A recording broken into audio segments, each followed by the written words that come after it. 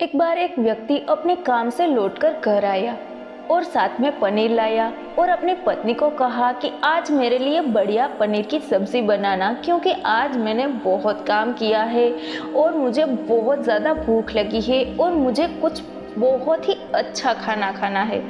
उसकी पत्नी कमरे से बाहर आई और पनीर लिया और कहा कि बिल्कुल, आप हाथ पैर धोकर तैयार हो जाइए, मैं आपके लिए बहुत ही स्वादिष्ट सा खाना बनाती हूँ।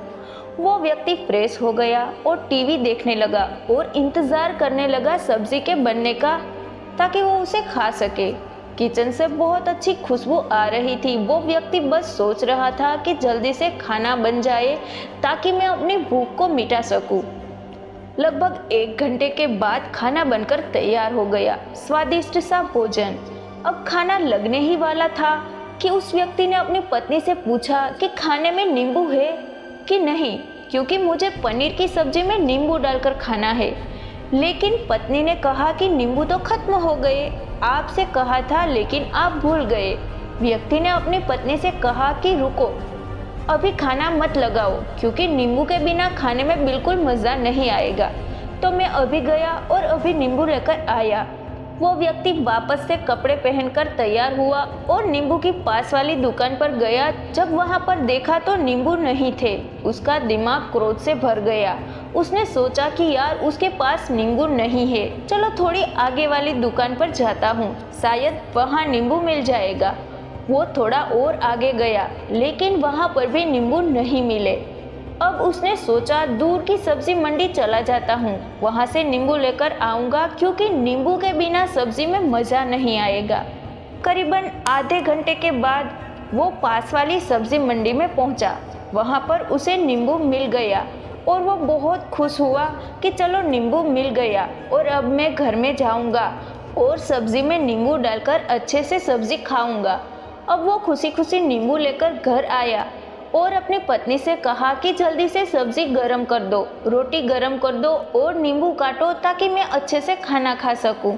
अब थाली लगाई गई, सब्जी परोसी गई और नींबू भी काट लिया गया। उसकी पत्नी सामने ही बैठी थी और वो व्यक्ति थोड़ी देर के लिए कुछ सोच में पड़ गया। उसके बाद उसने नींबू की प्लेट उठाई और दरवाजे से बाहर की ओर फेंक दी और जोर जोर से चिल्लाने लगा, मैं जीत गया, मैं जीत गया। पत्नी ये देखकर घबरा गई कि कहीं ये पागल तो नहीं हो गए, इन्होंने सारे के सारे नींबू दरवाजे से बाहर की ओर क्यों फेंक दिए। उस पत्नी ने उस व्यक्ति पर चिल्लाया और कहा कि आप पागल हो गए हैं, अभी तो इतनी देर तक नींबू के बारे में पूछ रहे थे और अभी जब नींबू घर पर है और खाने बैठ गए तो आपने इन नींबू को दरवाजे से बाहर फेंक दिया और अब चिल्ला रहे हो कि मैं जीत गया, मैं जीत गया। पत्नी पूछी, आप किस चीज़ में जीत गए, क्या हुआ है। अब व्यक्ति खुशी खुशी बैठ गया और अपनी पत्नी से कहा, आप भी बैठो, आराम से बैठो, बताता हूँ कि क्या हुआ। आज सुबह से ही मेरी जिद मुझे अपने बस में करने की कोशिश कर रही थी। जब मैंने बहुत काम कर लिया तब मुझे बहुत तेज़ भूख लगी। जब मैं घर आया तो तुमने बहुत ही स्वादिष्ट सब्जी बनाई, उसकी खुशबू मेरी नाक में गई। फिर मेरी जीभ ने कहा कि इसे नींबू चाहिए। मैं पास वाली दुकान पर गया, लेकिन वहाँ नींबू नहीं मिले। थोड़ी और दूर गया, वहाँ पर भी नहीं मिला। तो मेरी जिद मुझे और दूर लेकर गई, उसके वश में आ गया और जैसे ही वो कहती रही वैसे मैं करता गया। अब मैं वैसा ही करता गया जैसा वो मुझसे करवाती गई, लेकिन अंत में मैंने विजय प्राप्त कर ली। मैंने उसे उठाकर बाहर फेंक दिया और कह दिया कि तुम्हारा मुझ पर कंट्रोल नहीं है, बल्कि मेरा तुम पर कंट्रोल है और मैं जीत गया। क्या आपको समझ में आया कि कैसे अपनी इच्छाओं पर विजय प्राप्त होती है। कई बार लोगों को शराब पीने की आदत लग जाती है और उस चक्कर में वो भटकते रहते हैं। यदि एक जगह नहीं मिलती तो दूसरी जगह जाते हैं, दूसरी जगह नहीं मिलती तो तीसरी जगह जाते हैं।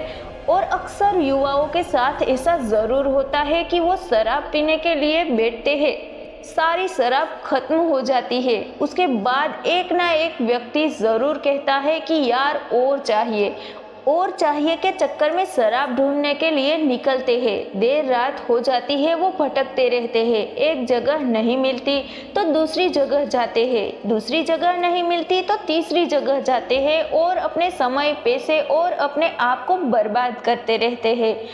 यदि आपने अपनी इंद्रियों पर विजय प्राप्त नहीं किया तो आप भी नींबू की खोज में सिर्फ भटकते ही रहेंगे और हमेशा परेशान रहेंगे। इसलिए अपनी इंद्रियों पर काबू पाइए और अपने जीवन को खुशी खुशी बिताइए। आशा करती हूँ इस स्टोरी के माध्यम से आपको कुछ न कुछ सीखने को ज़रूर मिला होगा।